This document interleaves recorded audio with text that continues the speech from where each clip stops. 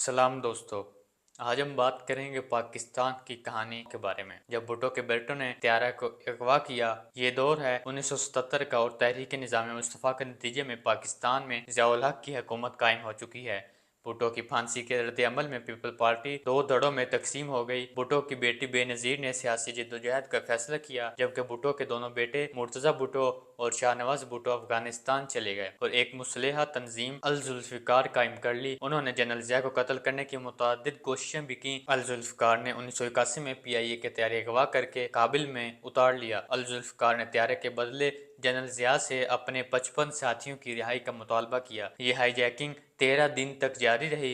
इस हाईजैकिंग के दौरान शाहनवाज के साथी ने मेजर तारक को गोली मारकर हलाक कर दिया, त्यारे से नीचे फेंक दिए। इस हादसे के बाद ज़िया-उल हक को हाईजैकर्स के मुतालबात मानने पड़े, लेकिन इस वाक़े को ज़्यादा अरसा नहीं गुजरा था कि जुल्फ़िकार के शरीक बानी शाहनवाज भुट्टो फ्रांस में अपने कमरे में मुर्दा हालत में पाए गए और वो शख्स जिसने मेजर तारक को गोली मारी थी, उसे काबुल में फांसी दे दी गई।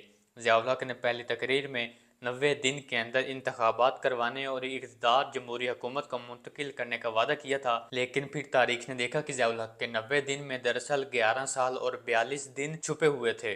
ज़िया-उल हक एक ज़हीन और सख्त गिर डिक्टेटर थे। ज़हीन इस तरह कि उन्होंने जनरल अयूब के इंजाम से सबक सीखते हुए आर्मी चीफ का ओहदा तादम मर्ग अपने पास रखा, क्योंकि जनरल अयूब का ओहदा छोड़ने पर नए आर्मी चीफ जनरल याहिया ने उनकी छुट्टी करवा दी थी। सख्त गिर इस तरह भुट्टो की फांसी के बाद भी उनकी पूरी तवज्जो पीपल पार्टी को कुचलने पर लगी रही। पीपल पार्टी के कारकुनों को सरेआम कोड़े मारे गए।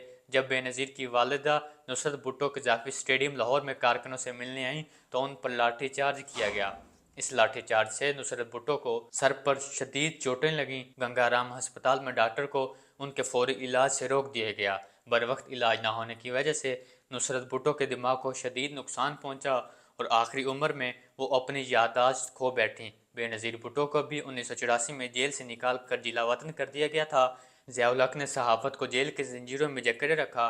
फौजी अफसर अखबारात छपने से पहले तमाम खबरों का जायजा लेते। अगर कोई खबर ज़िया हुकूमत के खिलाफ होती तो उसे निकाल दिया जाता। इसीलिए अक्सर मसवात खाली छाया होती। देखने वाले समझ आते कि खाली जगह पर ऐसी खबरें थी जिन्हें ज़िया हुकूमत ने ख़त्म कर दिया था। रोज़ रोज़ की खबरें मिटा मिटा कर मार्शल लॉ हुकाम ने 15 अक्टूबर 1979 को रोज़नामा मसावत और रोज़नामा सदाकत बंद ही कर दिया।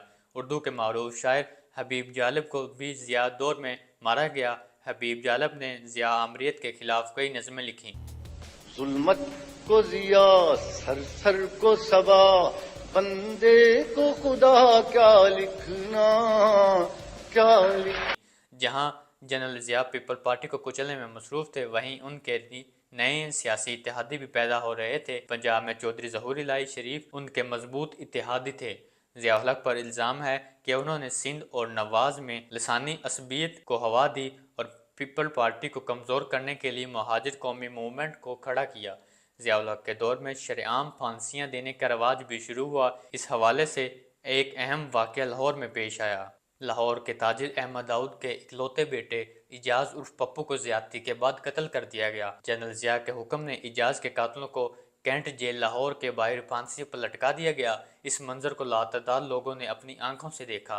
इन सख्त सज़ाओं के बाइस जराइम में किसी हद तक कमी आई, तहम कवानीन में तरामीम की वजह से कई मासूमों को नुकसान भी उठाना पड़ा।